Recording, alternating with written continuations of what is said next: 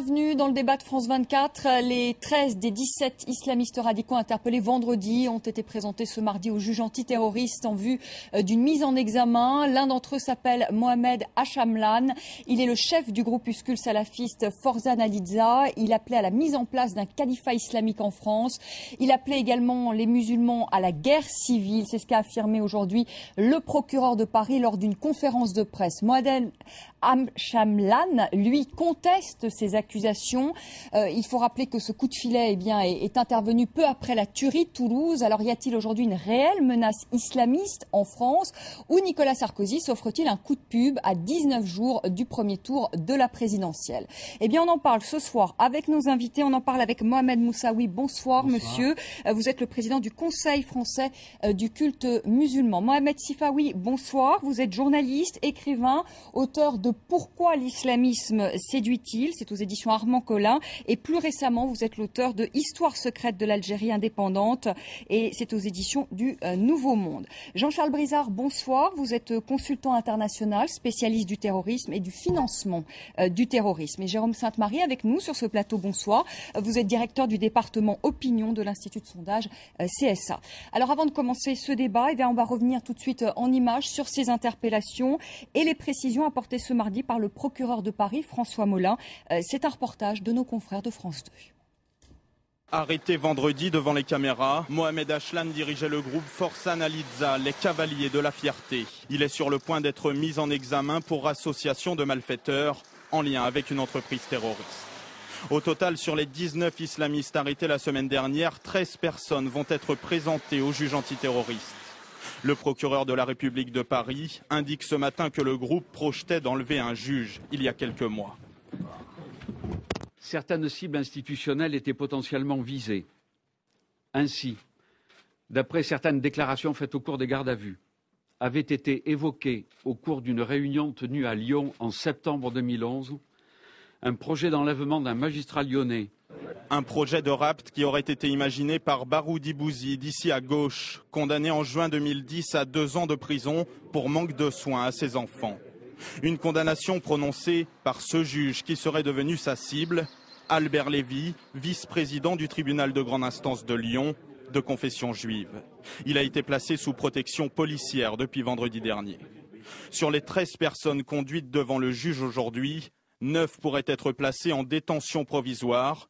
Au moins 2 personnes ont été relâchées sans qu'aucune charge ne soit retenue contre elles. Jean-Charles Brizard, est-ce que ces islamistes radicaux constituent aujourd'hui une véritable menace pour la France? Oui, je crois qu'ils sont, si vous voulez, aussi importants à combattre que les moyens de l'islam radical que représentent les groupes et les réseaux terroristes. Pourquoi? Parce qu'ils représentent la source même de ce fondamentalisme radical contre lequel on veut lutter. Ils ont une aura très importante, bien souvent.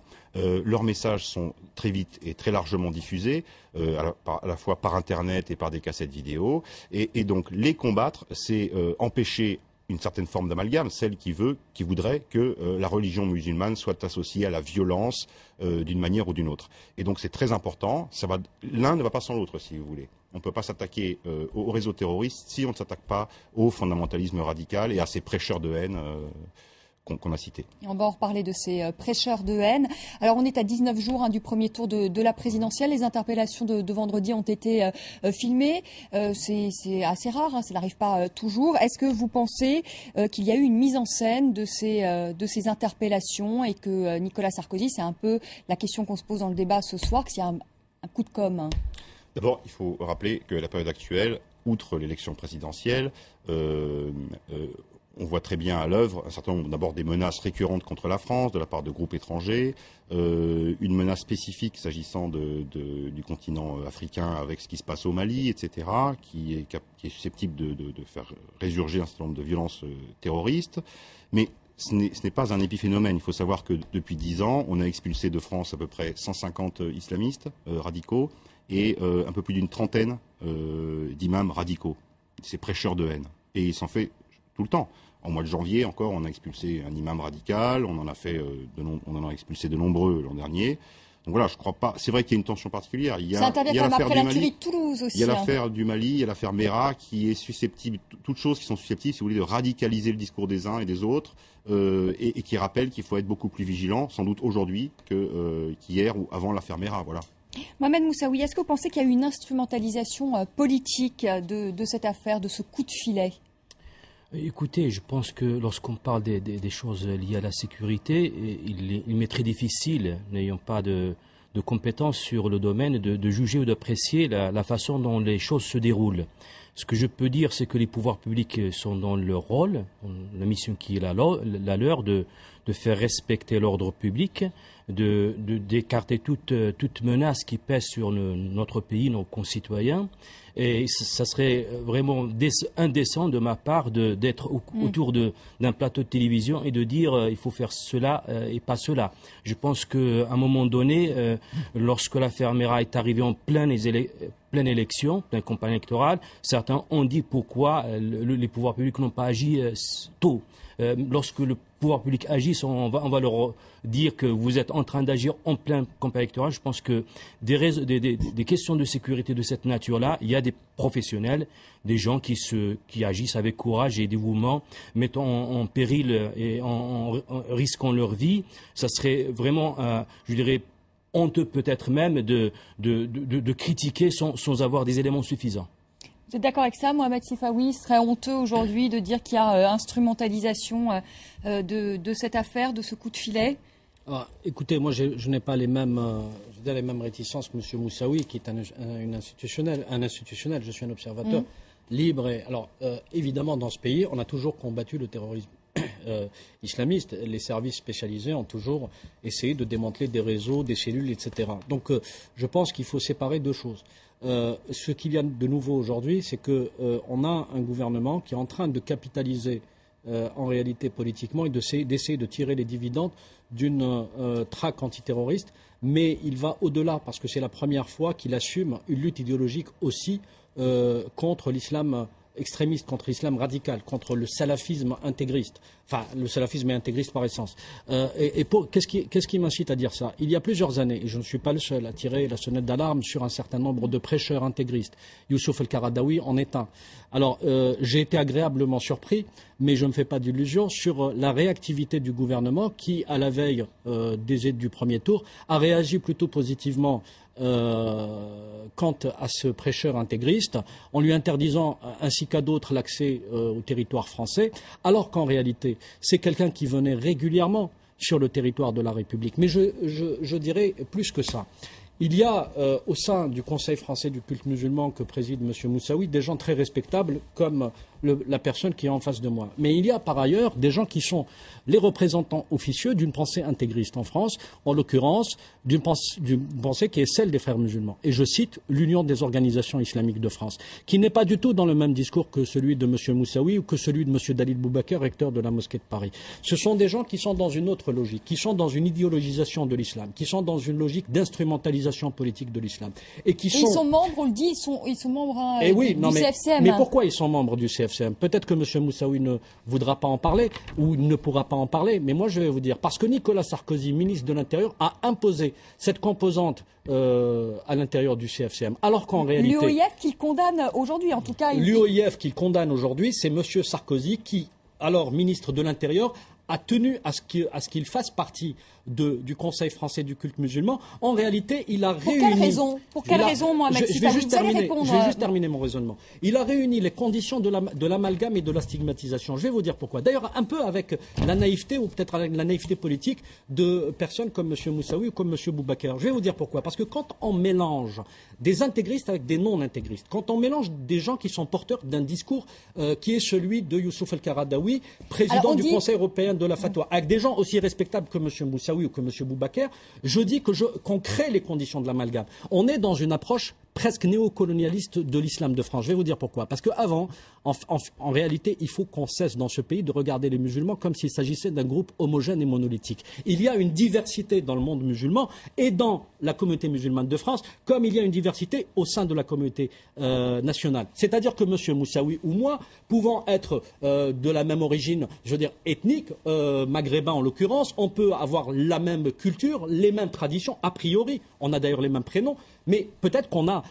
deux philosophies différentes, qu'on appartient à deux courants de pensée différents, peut-être qu'on est d'accord sur certaines choses et qu'on est en désaccord sur autre chose. Or, le problème dans ce pays, c'est qu'on a tendance à homogénéiser cette communauté musulmane et finalement, ça produit quoi? Eh bien, ça produit ces amalgames et ces stigmatisations qui font croire à monsieur et madame tout le monde qu'un Mohamed Merah serait comparable à M. Mohamed Moussaoui et serait comparable à Mohamed Sifawi. Vous voyez, oui, il n'y a pas une homogénéité. Je vais vous faire tout de suite réagir, Mohamed Moussaoui, mais quand même pour nos téléspectateurs, on rappelle que l'UOIF donc tient un sommet, une réunion, donc là début avril au Bourget, et Nicolas Sarkozy a fait cette déclaration ce soir. Je ne tolérerai pas que puissent s'exprimer au cours d'une manifestation publique organisée sur le sol français les porteurs de messages d'appel à la violence, à la haine, à l'antisémitisme qui constitue des attaques insupportables contre la dignité humaine et les principes républicains. On rappelle également que certains prédicateurs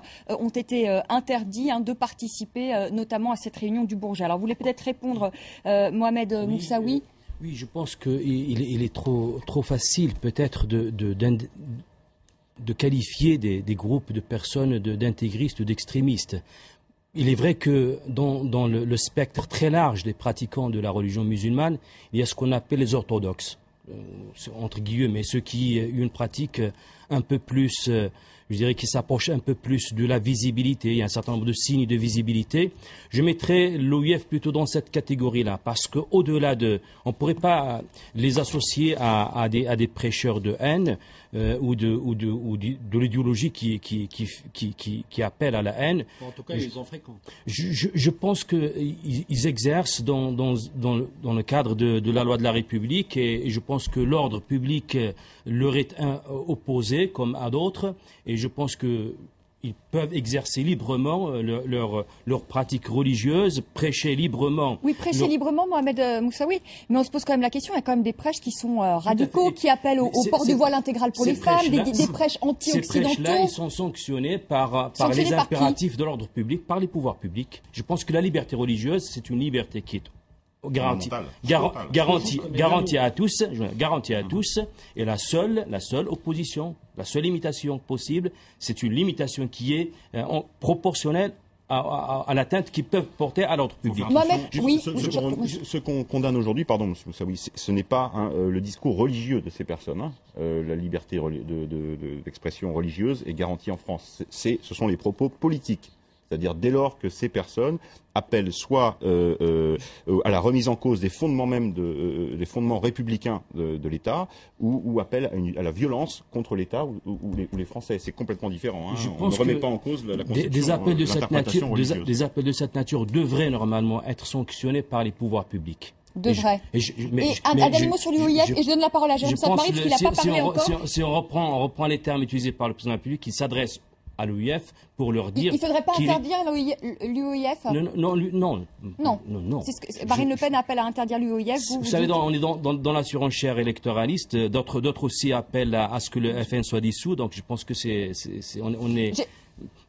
pense qu'il y a dans le spectre très large des musulmans de France, il y a ceux qui sont un peu plus pratiquants, un peu moins pratiquants, comme dans toutes les traditions religieuses. C'est pas une exception musulmane. Toutes les traditions religieuses sont traversées par ce spectre large. L'OIF en fait partie. Elle a depuis des années, son congrès, ça fait 30 ans qu'elle l'organise, sous vue et su des pouvoirs publics. Et je pense qu'à ce niveau-là, il faudrait être très vigilant lorsqu'on attribue des adjectifs. Jérôme Sainte-Marie, vous n'avez pas parlé encore. Est-ce que ce coup de filet peut permettre à Nicolas Sarkozy d'engranger des voix? j'en sais rien, enfin, répondre positivement à cette question-là laisserait l'impression que tout ça est une mise en scène, que tout ça est organisé. Et on a vu même sur les événements de Toulouse, sur Internet, vous avez des théories du complot qui circulent en disant puisque ça profite à quelqu'un, c'est qu'il en est quelque part l'organisateur. Donc il faut être extrêmement prudent quand on répond à ce type de questions. Bien sûr qu'il y a un effet d'agenda, comme on dit, qui est favorable à Nicolas Sarkozy. Quand on parle de tout cela, on ne parle pas de l'emploi, on ne parle pas de sujets qui fâchent davantage pour un président sortant. Mais je voudrais quand même sortir un tout petit peu de votre question pour revenir sur le bilan de Sarkozy par rapport à toutes ces questions-là, et ce qui fait que ces questions-là pour Nicolas Sarkozy ne lui apportent pas grand-chose, parce que les Français ont très mal vécu au début de son quinquennat la manière dont il parlait de la religion et de la laïcité, toutes religions confondues. Il faut savoir qu'en France, on a un pays totalement exceptionnel. Il y a très peu de pays au monde comme ça. Il y a la République tchèque, par exemple, où le mot laïcité est connoté positivement pour 2 fois plus de personnes que le mot religion. C'est ahurissant, ça n'existe au niveau international, ça n'existe quasiment pas. Et par ailleurs, on est un pays aussi où il y a 4 religions minoritaires, c'est-à-dire l'islam, le judaïsme, le protestantisme et désormais le catholicisme. En réalité, le lien des Français à la religion, c'est très distendu. Ils ont très peur de tout ce qui rappelle le souvenir confus entretenu par l'école républicaine des guerres de religion.